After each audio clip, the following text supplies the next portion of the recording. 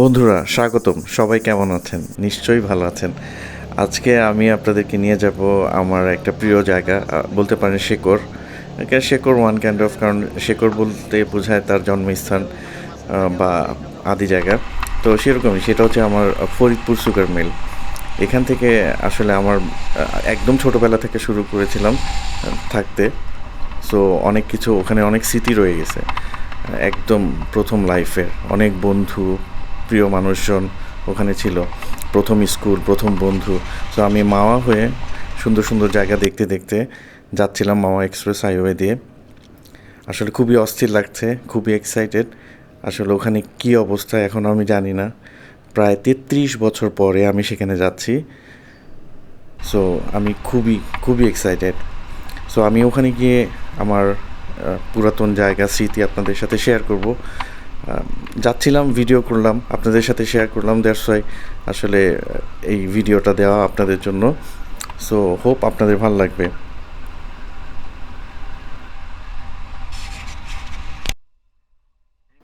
ও, আমি আমার কাঙ্ক্ষিত জায়গায় এসে পড়েছি, সেই ফরিদপুর সুগার মিল, মধুখালী। এখানে একটা রেল লাইন ছিল, হ্যাঁ রেল লাইন ক্রস করেছি আমরা। এইটা হচ্ছে সেই সুগার মিলের শুরু। এই যে সুগার মিলের মেইন গেট। ও, কত দিন পরে দেখলাম। আর এই পাশে আমার মনে আছে এটা ছিল আব্বার অফিস। তারপরে একটা, হ্যাঁ ওখানে একটা মেডিকেল ছিল। আমি একবার মাথা কেটে ফেলেছিলাম ওখানে, আমার সেলাই হয়েছিল। তারপরে ছিল স্কুল। ইয়াস, হ্যাঁ এই যে স্কুলটা দেখা যাচ্ছে হাতের বাঁয়ে। সো তারপরেই হাতের ডান দিকে যত সম্ভব যাওয়ার পরেই হচ্ছে কলোনি। আমরা এখানে থাকতাম। আসলে বোঝাতে পারবো না, আমার আমার অনুভূতি আপনাদের সাথে শেয়ার করার মতো ভাষা আমার নেই। কেমন লাগছে, কারণ আমার আব্বা এখানে জব করতেন। ছোটবেলা থেকে দেখেছি, অনেক বন্ধু বান্ধব ছিল এখানে।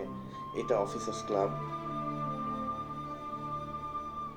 এই হাতের বাঁ সাইডটাতে আখ চাষ হতো। এখানে একটা পুকুর, হ্যাঁ পুকুর আছে সামনে।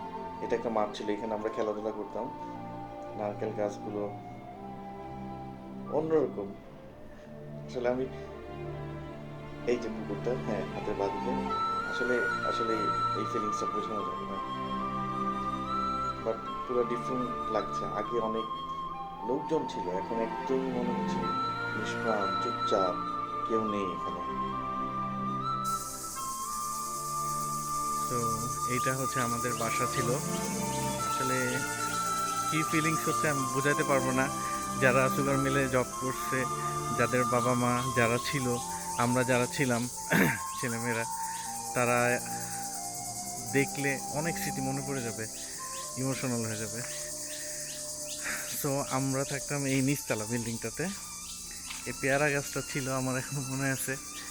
এই জন্য এটা কি সেটা নাকি না নতুন করে ইয়ে করছে, পেয়ারা গাছ ছিল এতটুকু মনে আছে। এই যে আমাদের বাসা।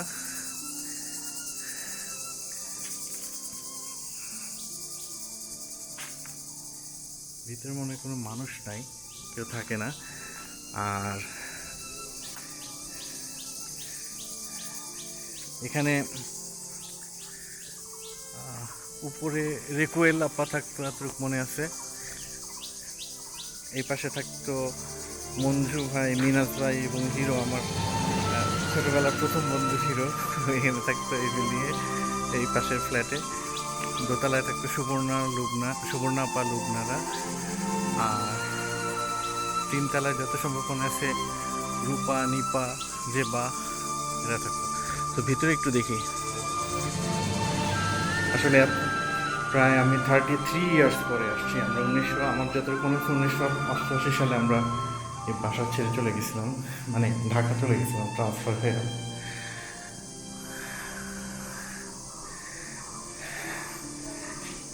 এটা খোলা থাকলে অনেক ভালো লাগতো, ভিতরে দেখতে পারতাম। এটা হচ্ছে মিনাজ, মঞ্জু ভাইদের বাসা। অনেক স্মৃতি এই জায়গায়, অনেক স্মৃতি। আব্বার কথা অনেক মনে পড়তেছে। আব্বা এখানে আমাদেরকে নিয়ে গার্ডেনিং করতো। মনে আছে এখানে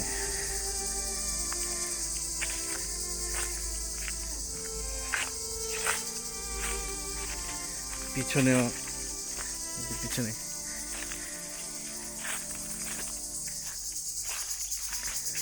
ওই রুমটাতে যতক্ষণ চাপলাম না এটাতে আব্বু থাকতো, ছাদে অনেক ঘুরতাম।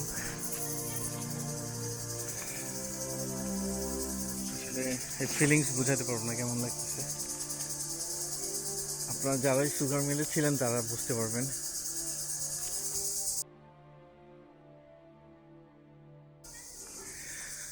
আর আরেকটা কথা বললে মানে না বলার নয়, যেটা হচ্ছে যে আমার মনে পড়তেছে এখন আমাদের প্রাণপ্রিয় খোরশেদ স্যারের কথা।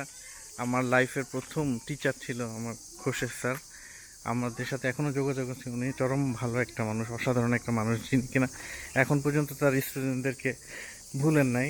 তার ছাত্রছাত্রীরা খুব বাংলাদেশের নানা জায়গায় ছড়ায় ছিটে আছে, অনেকেই তার কাছে পড়ালেখা শুরু করছেন। তো আমার মনে আছে যে এই রুমটাতে যত সম্ভব এখানটাতে পড়তাম। এটা আমাদের এখানে আমরা সাইকেল চালাতাম, ওখানে একটা ওয়াশরুম আছে, এটা মনে আছে।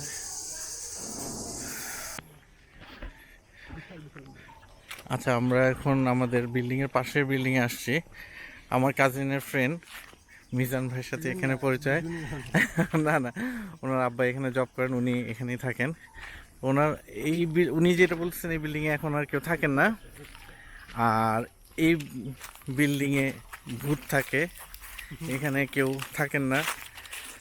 ওই সময় থাকা অবস্থায় তো শুনছিলাম পিছনে, একবার শুনছিলাম পিছনে গ্রামের মতো ছিল, ওখানে একটা কাজের মেয়ে ছিল আমাদের, একটা সময় আত্মহত্যা করছিল। তার আত্মা নাকি ঘুরে, মানে কাজের মেয়ে না, মানে তার মা নাকি যেন। আচ্ছা, সাপও আছে। ও আচ্ছা আচ্ছা, এই বিল্ডিংয়ে নাকি ভূত থাকে,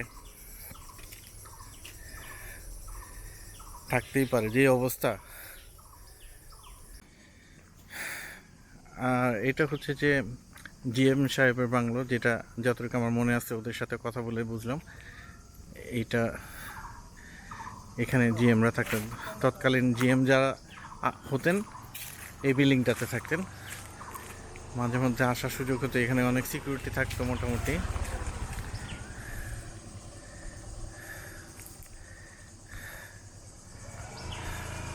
তো এখন তার পাশে আরেকটা বাড়ি করা হয়েছে একতলা, যেটা পোস্ট, মানে এখন হচ্ছে যে জিএম না, এখন এমডি বলা হয়, এমডি পোস্ট দেওয়া হয়েছে।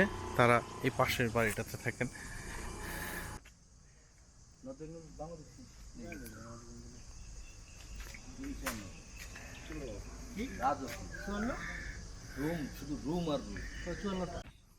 তো মানে একজন পরিচিত এক আঙ্কেলের সাথে দেখা হয়ে গেছে, যিনি আমার আব্বাকেও চিনতে পারছেন। আঙ্কেল, আপনার নামটা বলেন। হ্যাঁ, আব্দুর রাজ্জাক। আচ্ছা, আব্দুর রাজ্জাক আঙ্কেল এখানে সিকিউরিটির দায়িত্বে আছেন অনেক বছর ধরে। কতদিন ধরে আছেন ফরিদপুরে? ওই বাংলোতে, ওখানে যখন জিএমরা ছিলেন তখন ডিউটি করতেন। আচ্ছা আচ্ছা আচ্ছা, ঠিক আছে, থাকেন। আগের মতো অবস্থা নাই, মানে প্রথমে তো ঢুকে লোকই পাচ্ছিলাম না, মনে করতেছে যে এখানে কেউ থাকে নাকি, আল্লাহ জানে। একদম চুপচাপ হয়ে গেছে। হ্যাঁ, গোসল করতাম, সেটাই। কি অবস্থা আল্লাহ! এই জায়গায়, যে জায়গায় আগে আমরা পানি আর পানি ছিল, আমরা তো অনেক বড় পুকুর ছিল তো, এই মাথা থেকে এই মাথা। তো ছোটোবেলা তো এত দূর যেতে পারতাম না, তা আমরা চেষ্টা করতাম যে এই পাশ থেকে ওই পাশে যাওয়া যায় কিনা। আজব লাগতেছে সময়।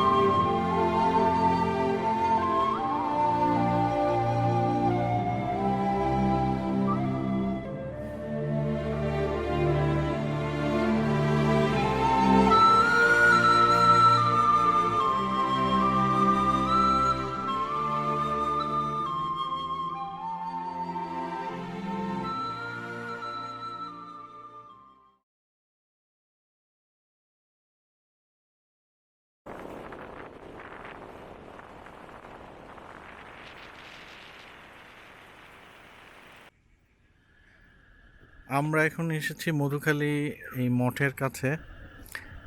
সুগার মিল আগে থাকতে মাঝে মাঝে আব্বা নিয়ে আসতো ঘোরাতে এই মঠের কাছে। মিল থেকে আমাদের কলোনি থেকে বেশি দূরে না, তখন অনেক দূর ছিল, এখন তো বাইকে এসে পড়লাম। সো এটা তখনকার ইতিহাস আমি জানতাম না, তবে আজকে চেষ্টা করবো ওটা জানার জন্য, এটার ইতিহাস কি কাজ। আচ্ছা, এই মঠটাকে বলা হয় মথুরাপুর দেউল। এখানে আসলে এই মঠটা কে নির্মাণ করেছেন এই ব্যাপারে সঠিক কোনো তথ্য নেই, তবে ফরিদপুর যশোরে একটা জনপ্রবাদ আছে যে প্রতাপাদিত্য এখানকার রাজা যিনি ছিলেন তাকে সম্রাট আকবরের সেনাপতি মান সিং যুদ্ধে পরাজিত করে এই বিজয় স্তম্ভ নির্মাণ করেছিলেন। সো এটাই হচ্ছে মথুরাপুর দেউল, যেটাকে আমরা মঠ হিসাবে চিনি ফরিদপুরের।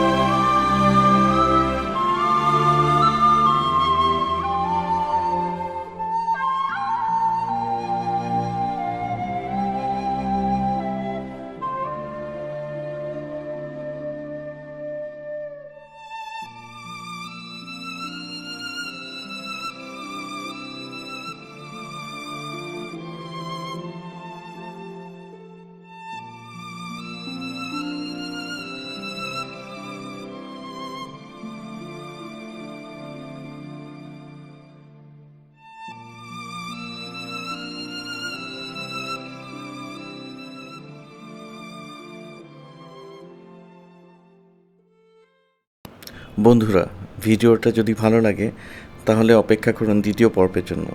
দ্বিতীয় পর্বে আমি দেখাবো আমার স্কুল, যেখান থেকে আমার শুরু হয়েছিল, এবং আমি দেখানোর চেষ্টা করব সেই sugar mill, Faridpur sugar mill, Madhukhali. So stay tuned, ভালো থাকবেন।